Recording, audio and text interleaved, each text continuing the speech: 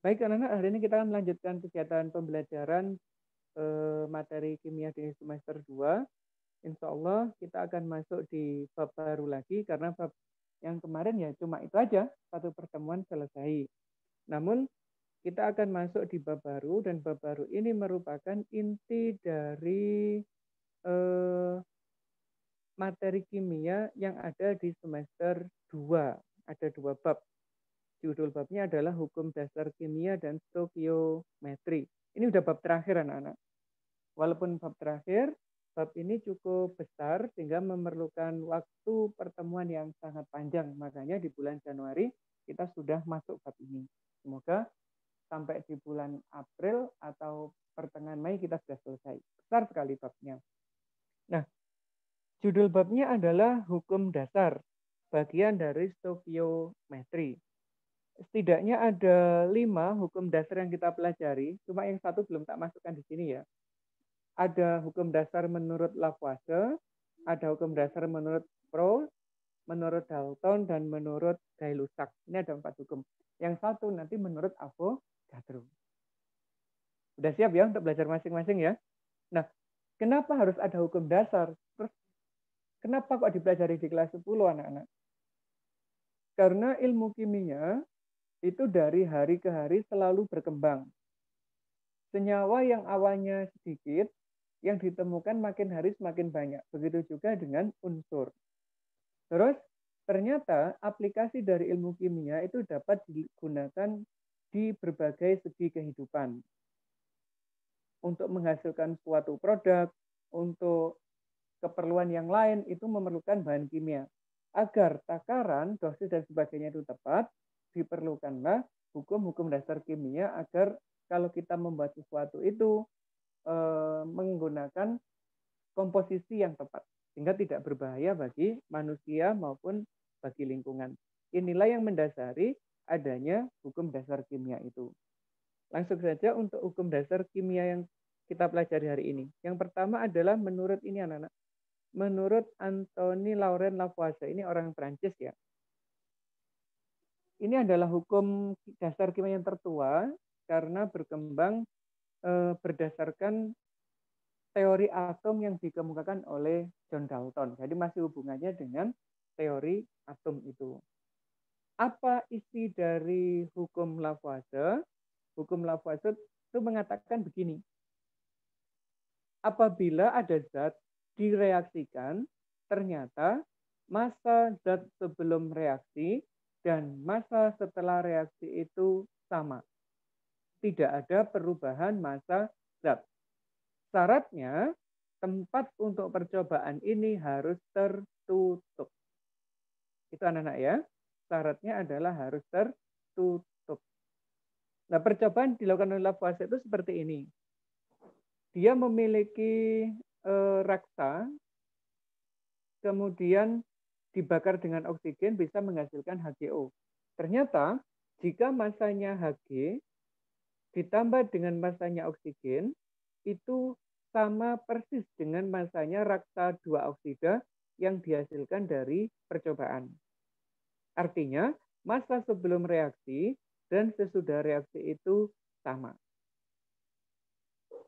Ini yang mendasari teori atomnya Dalton itu, bahwa menurut Dalton, atom tidak dapat diciptakan, tidak dapat dimusnahkan, hanya berubah bentuknya aja. Dan masanya juga selalu tetap. Itu menurut Dalton. Ini didukung oleh percobaan yang dilakukan oleh Lavoisier. Cuma gini aja hukumnya Lavoisier. Karena massa nggak berubah, itu dianggap bahwa masanya adalah kekal. Makanya hukum Lavoisier lebih umum dikenal sebagai hukum kekekalan massa. Ada pertanyaan terkait dengan hukumnya Lavoisier? Cuma gini aja teorinya. Dasarnya ini ya, massa zat ini artinya sebelum reaksi, yang ini hasil reaksinya. Reaksi itu ditandai oleh tanda panah. Sebelah kiri panah itu adalah zat sebelum reaksi. Sementara yang di kanan adalah setelah reaksi atau hasil reaksinya. Kalau ini ditambah ini akan ketemu sama dengan ini. Contoh lainnya itu seperti ini. Misalnya ada 32 gram belerang direaksikan dengan 32 gram oksigen membentuk belerang dioksida. Kira-kira berapa anak masanya gas SO2 itu? Kalau menggunakan hukum kekalahan massa. Berapa kira-kira massa belerang dioksidanya? Tentunya massanya adalah dari massa belerang ditambah massa oksigen itu akan sama dengan massanya SO2 yaitu sebesar 64 gram. Dari mana? 32 ditambah 32. Simpel ya. Simpel sekali untuk hukum yang pertama. Mungkin ada pertanyaan, silakan.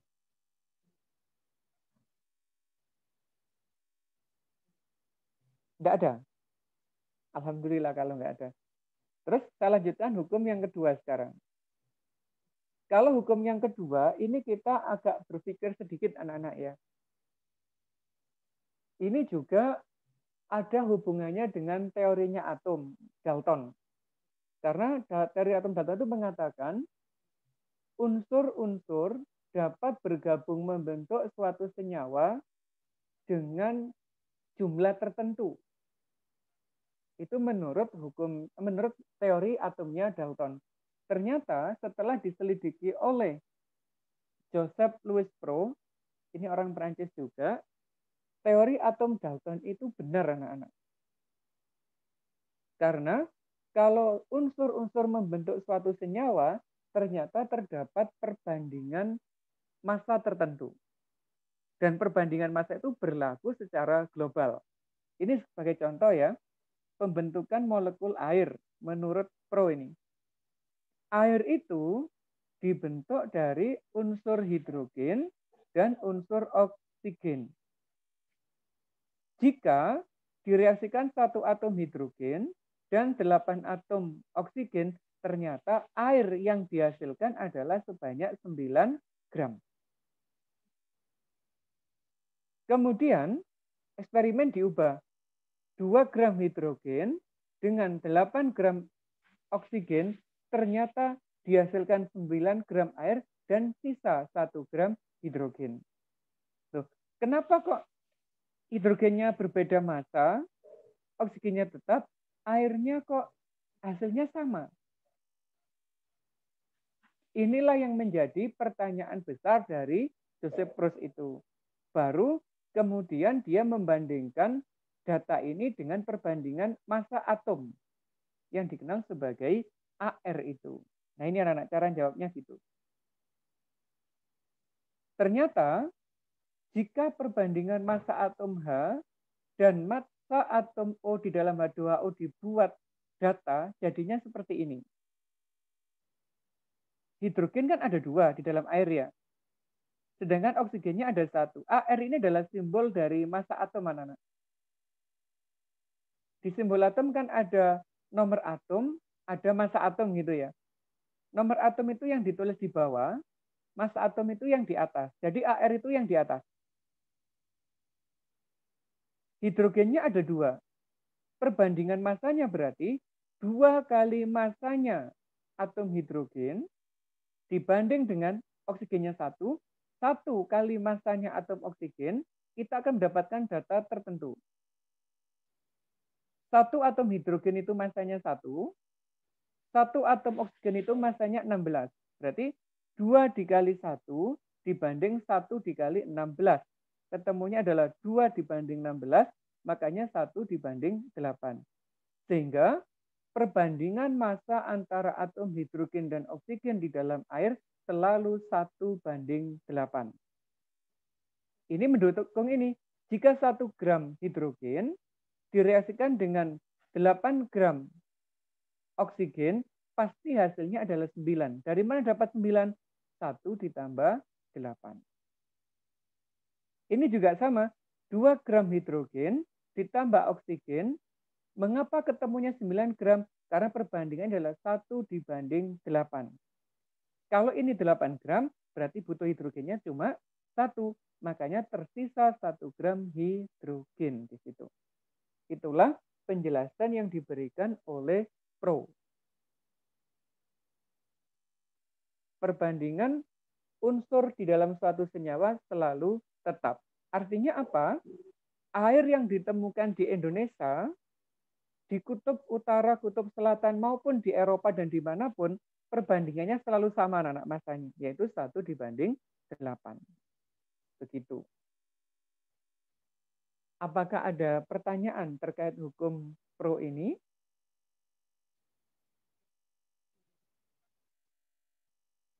Ada? Ini mulai mikir masalahnya bab ini, karena sudah mulai ada perhitungan-perhitungannya. Kalau sebelumnya kita nggak ada hitungan di kimia, ini baru masuk di perhitungan. Biar kita tidak bingung, kita ngambil contoh satu lagi. Ini anak-anak contohnya. 32 gram belerang direaksikan dengan 32 gram oksigen membentuk belerang trioksida. Massa atom S adalah 32. Berarti setiap satu atom belerang itu massanya 32. Dan ARO massanya 16. Yang ditanyakan adalah berapa perbandingan massa S dan O di dalam SO3. Cara jawabnya gimana? Cara jawabnya begini anak-anak. Perbandingan massa S dan atom O dalam SO3 itu seperti itu. 1, S-nya kan 1 ya. 1 kali massanya S dibandingkan dengan 3 kali massanya O. Massanya S adalah 32, berarti 1 kali 32. Massanya O adalah 16, berarti 3 dikali 16, ketemunya ini. 32 dibanding 48. Disederhanakan sekarang. Berapa perbandingannya? 2:3.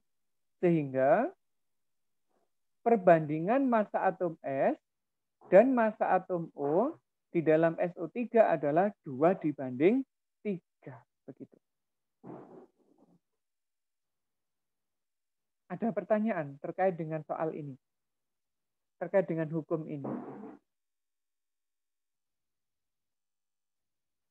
Nggak ada?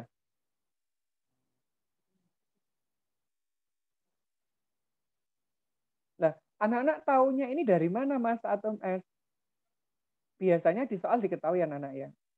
Diketahui seperti ini atau dikasih simbol atomnya. Jadi anak-anak nggak usah menghafalkan untuk massa atom.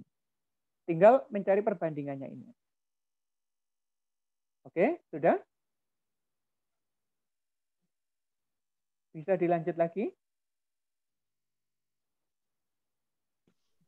Alhamdulillah, mantap ini kayak gini ya. Ngajarnya lebih cepat. Hukum yang ketiga. Nah, kalau ini mikirnya jauh lebih dalam lagi anak-anak. Disebut sebagai hukum perbandingan berganda. Siapa yang ngomong? Dalton. Jadi Dalton itu teori ini banyak di kimia. Ada teori atomnya, terus ada hukum dasarnya. Apa sih yang dimaksud oleh Dalton terkait dengan hukum perbandingan berganda itu? Ini anak-anak, sebagai contoh. Kita tahu ada unsur C dan unsur O. Ternyata C dan O itu bisa membentuk dua senyawa yang berbeda, yaitu CO dan CO2. Karbon monoksida dan karbon dioksida. Lah terus, kalau ada pertanyaan gini, berapa perbandingan massa C di senyawa CO dan CO2? Berapa perbandingan massa O di CO dan CO2? Itu dipelajari di hukum Dalton ini. Karena ada dua unsur bisa membentuk lebih dari satu senyawa. Apa yang dikatakan oleh Dalton?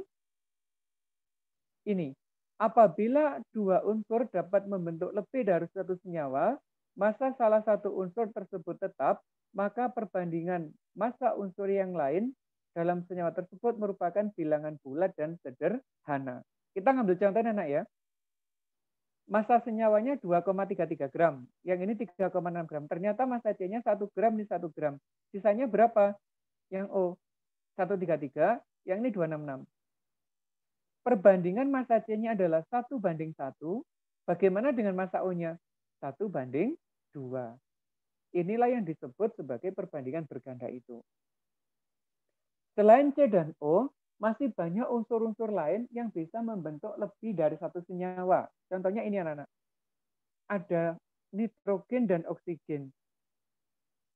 Ada berapa senyawa yang bisa dibentuk? Ada 5 jenis senyawa yang dibentuk. Ini salah ya gambarnya ya. Ada NO, ada NO2, ada N2O, ada N2O2, juga ada N2O5. Ini perbandingan-perbandingan yang ada. Ini juga ada yang N2O4. Ada 6 senyawa sebenarnya, menggantikan yang posisi N2O2 ini. Nah, berapa perbandingan masing-masingnya? Kalau di sini, N sama O perbandingannya 1:1. Yang ini 1:2 dan sebagainya. Bagaimana cara mendapatkan perbandingan ini anak-anak? Itu ada cara perhitungannya. Ini ya, contohnya. Kita ngambil contoh. Tolong dicermati contoh ini. Tentukan perbandingan massa atom karbon di dalam senyawa CO dan CO2. Yang diminta adalah perbandingan massa atom karbon. Bagaimana cara menjawabnya? Jawabnya begini, nah kita buat uraian yang lumayan panjang. Atomnya kan ada 2, yaitu ada atom C dan atom O. Dapatnya dari mana? Dari senyawa dibentuk. Ini ada C dan O, ini juga ada C dan O. Berarti ada atom C dan atom O. Senyawanya ada 2, senyawa CO dan senyawa CO2. Terus kita lihat, C di CO ada berapa jumlahnya? Ini. C-nya ada 1. Tulis 1. O-nya ada berapa di CO? Ini kita lihat. O-nya juga ada 1. Berarti di senyawa CO, C dan O-nya masing-masing 1. Sedangkan di CO2, ini C-nya ada 1, ini O-nya ada 2. Nah, ini adalah data pembantu agar kita bisa menjawab sampai ke bawah. Kita ingat yang ditanyakan adalah perbandingan massa atom karbon anak-anak ya. Bagaimana kalau mencari perbandingan massa karbon? Ada ketentuannya. Untuk menentukan perbandingan massa karbon, kita harus menyamakan jumlah atom O. Nah ini O-nya 1, ini O-nya 2 kan belum sama. Ini harus kita samakan. Bagaimana cara menyamakan jumlah atom O? Kita cari KPK-nya, yaitu KPK dari 1 dan 2. Ketemunya adalah 2. Sehingga ini agar jadi 2 dikali 2, ini dikali 1. Perubahannya bagaimana? Ini dikali 2 menjadi 2. Ini dikali 2 menjadi 2. Ini dikali 1 menjadi 1. Ini dikali 1 tetap ada 2. Nah, dari sini kita tahu anak-anak, O-nya sudah sama. Bagaimana perbandingan C? C-nya yang di sini 2, yang di sini 1. Artinya, perbandingan massa C dan O di senyawa CO dan CO2 adalah 2:1. Bacanya begitu. Bisa ya cara jawabnya gitu ya? 2:1. Kalau ada pertanyaan silakan ditanyakan. Ini penting sekali yang bagian ini.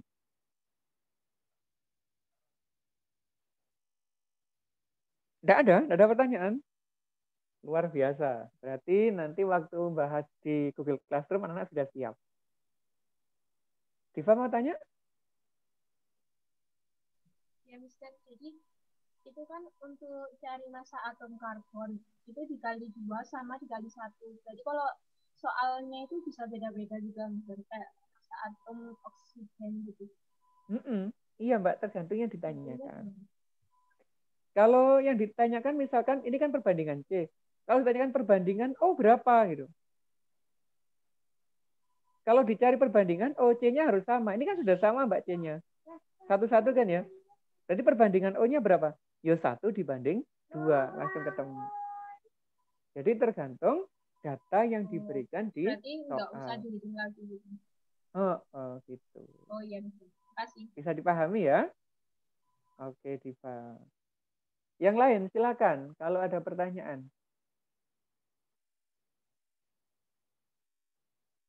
Nggak ada? Alhamdulillah, berarti siap ya waktu kuis nanti ya. Kalau sudah, kita lanjutkan hukum yang ketiga, anak-anak.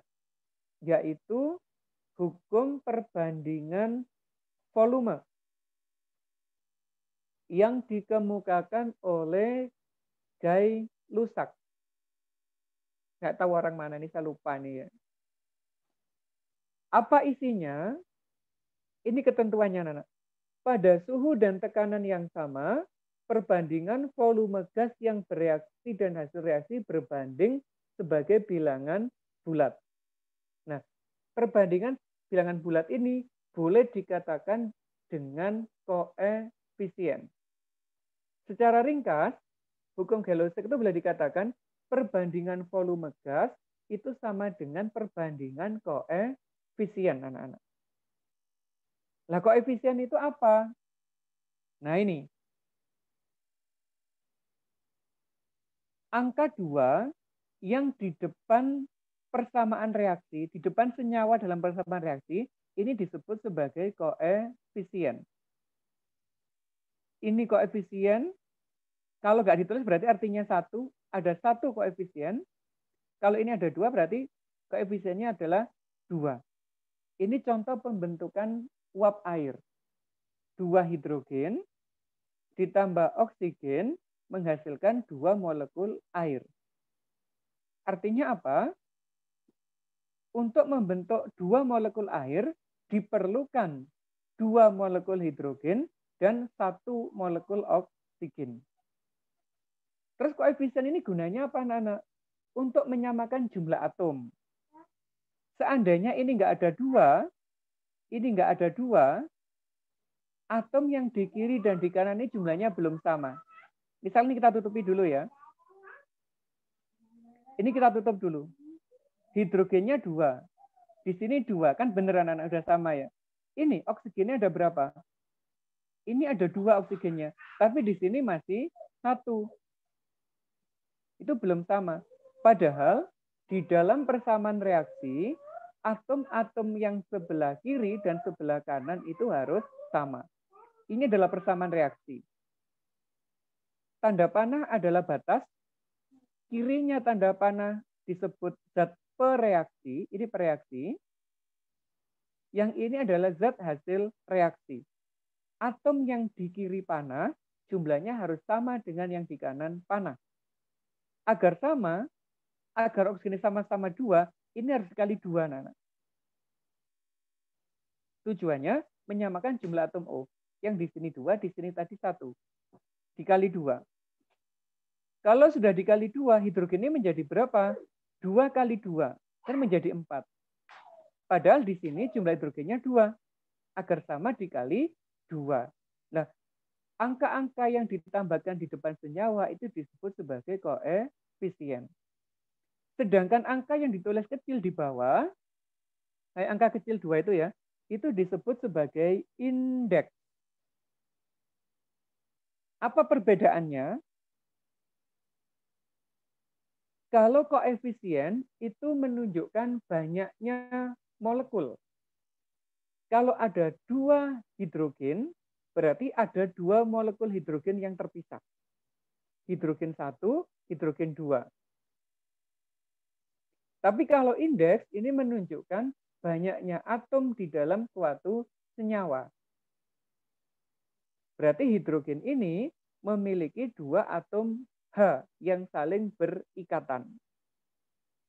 Oksigen memiliki 2 atom O yang saling berikatan. Itu disebut sebagai indeks.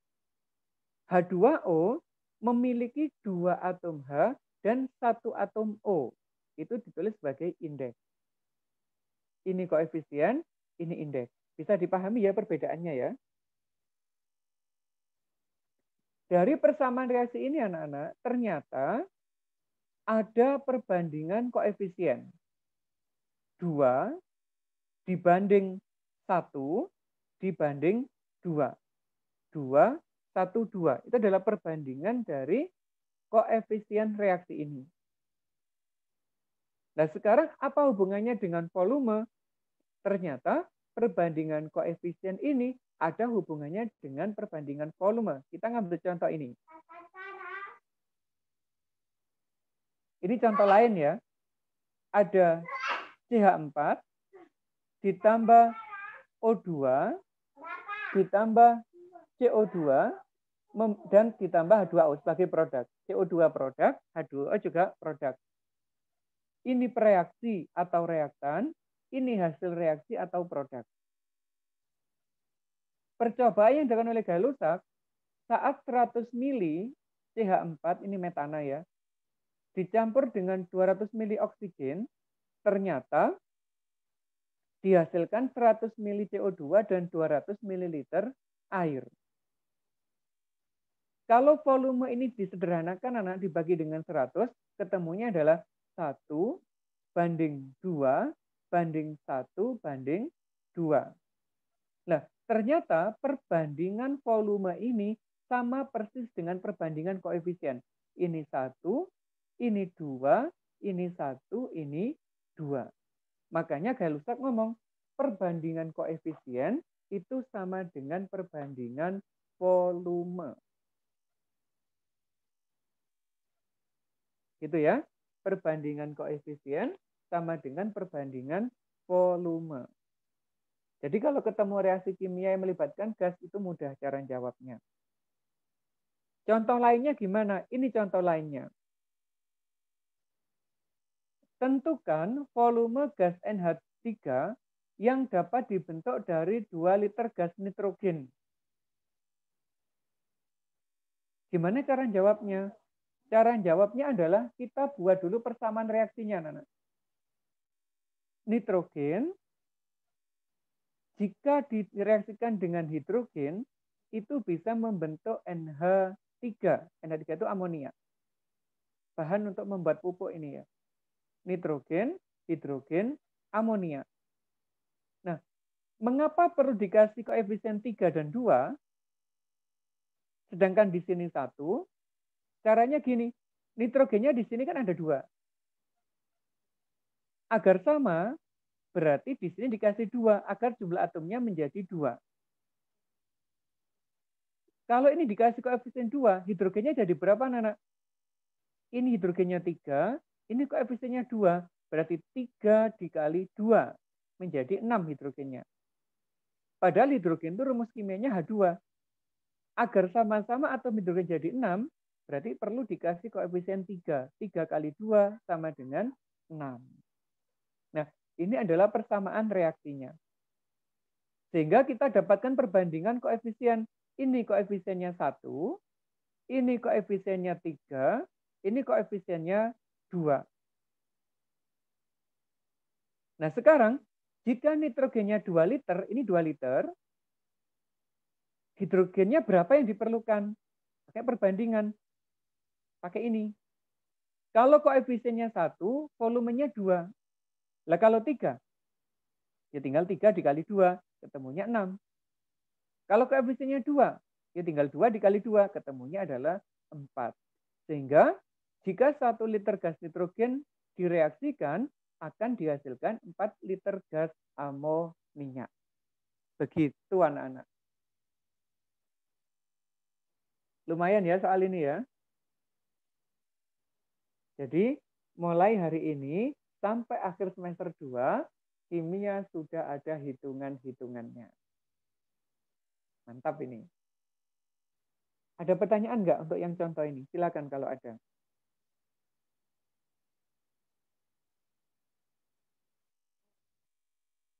Nggak ada? Luar biasa kalau nggak ada.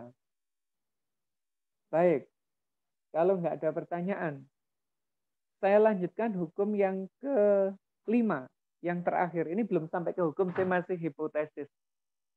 Tapi hipotesis itu sudah mendekati hukum, karena kebenarannya sudah diakui di berbagai daerah, berbagai negara. Asik ya, ada gambar balon. Ini adalah hipotesisnya Avogadro. Dia punya 3 balon, anak-anak. Warnanya hijau, biru, dan merah. Terus masing-masing balon diisi dengan gas yang berbeda. Yang hijau diisi gas hidrogen, yang biru diisi gas nitrogen, yang merah diisi gas oksigen. Ukuran besarnya sama, berarti volumenya sama. Dari percobaan ini Avogadro ngomong, kira-kira jumlah molekul hidrogen, nitrogen, dan oksigennya sama nggak di ketiga balon itu? Itulah yang disampaikan oleh Avogadro waktu itu. Ternyata dari beberapa penyelidikan yang dilakukan, didapatkan kesimpulan ini anak-anak. Apabila volume gas itu sama, ternyata jumlah partikelnya, jumlah molekulnya juga sama. Itu menurut Avogadro.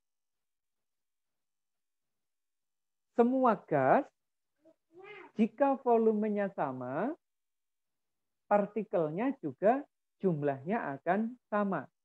Kalau di sini partikelnya ada 1000 molekul hidrogen, di sini juga ada 1000 molekul nitrogen. Di sini juga ada 1000 molekul oksigen. Itu menurut Avogadro. Dasarnya apa yang digunakan Avogadro? Yaitu dari ini. Pernah tahu rumus itu? Waktu SMP pernah dapat rumus ini? Belum, Mister. Belum pernah? Ini adalah rumus gas ideal, anak-anak. Gas ideal itu gas yang dianggap memenuhi aturan-aturan gas. Kondisinya ideal, nggak dipengaruhi oleh yang lain. Rumusnya ini. PV sama dengan nRT. P itu adalah tekanan, satuannya atmosfer. V ini adalah volume gas, satuannya liter. N itu jumlah mol. Mol itu satuan jumlah zat di dalam ilmu kimia. R itu konstanta gas, T itu suhu. PV nRT adalah rumus dari gas ideal. Kemudian, dari sini Avogadro ngambil kesimpulan kayak begini. R itu kan nilainya konstan. Iya kan? N itu konstan. Jika ada dua gas dibandingkan, R1 dibanding R2, rumusnya jadi ini anak-anak. P1 dikali V1 dibanding T1 dikali N1 itu sama dengan P2 dikali V2, T2 dikali N2. Ini nilainya tetap, suatu konstanta. Terus gas ini diukur dalam suhu yang sama. Kalau diukur dalam suhu yang sama, tekanannya juga harus dibuat sama. Berarti P dan T-nya ini sama. Sehingga P dan T boleh diilangi. Ketemulah ini. Tinggal V dan N. Boleh ditulis sebagai V1 per N1, N2 per V2. Boleh nulis gitu. Boleh juga nulis gini. Volume 1, kayak ini ya. Ini kan ditarik jadi ini. Atas bawah dibolak-balik enggak apa-apa, sama aja. N1 per V1 itu sama dengan N2 per V2. Atau volume gas 1 dibanding dengan volume gas 2 itu sama dengan mol zat 1 dibanding mol zat kedua. Nah, rumus umumnya ini.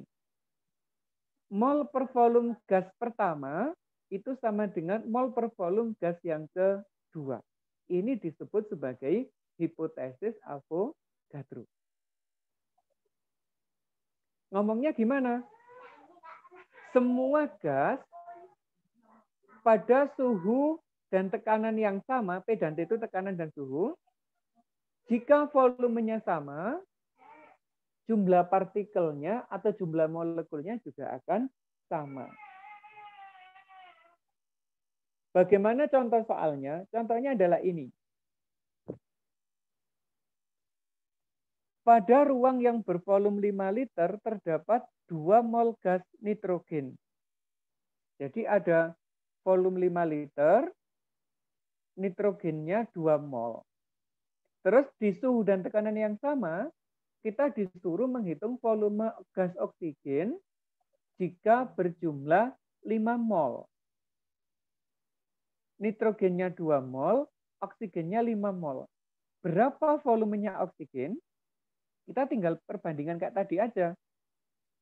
Molnya nitrogen dibanding dengan volume nitrogen itu sama dengan molnya oksigen dibanding dengan volumenya oksigen. Nitrogennya 2 mol. Volumenya 5, berarti 2 per 5. Oksigennya molnya 5. Volumenya yang disuruh mencari, berarti 5 per volume oksigen. Sehingga volume oksigennya ketemu. 5 dikali 5 dibagi 2. Kan gitu ya, perkalian silang menurut matematika ya. Volume gas oksigen itu adalah 5 dikali 5 dibagi 2. Ketemunya adalah 12,5 liter. Sehingga dalam suhu dan tekanan yang sama, 5 mol oksigen itu volumenya 12,5 liter. Nah, ini ilmunya luar biasa untuk hari ini. Ada pertanyaan? Nggak ada. Luar biasa kalau nggak ada. Nah, tugas hari ini gimana, Nana? Tugasnya sama kayak kemarin. Kita akan mengerjakan kuis. Namun, karena ada hitungannya, cara mengerjakannya harus ditulis dan di-upload di bagian akhir kuis. Ada instruksi di sana nanti ya. Jadi ada kuisnya, di bagian akhir tinggal di-upload cara mengerjakan kuis tersebut. Kenapa nomor 1 ketemu A? Kenapa nomor 2 ketemu B? Harus ada cara mengerjakannya. Begitu untuk tugas hari ini. Apakah ada yang perlu ditanyakan? Silahkan.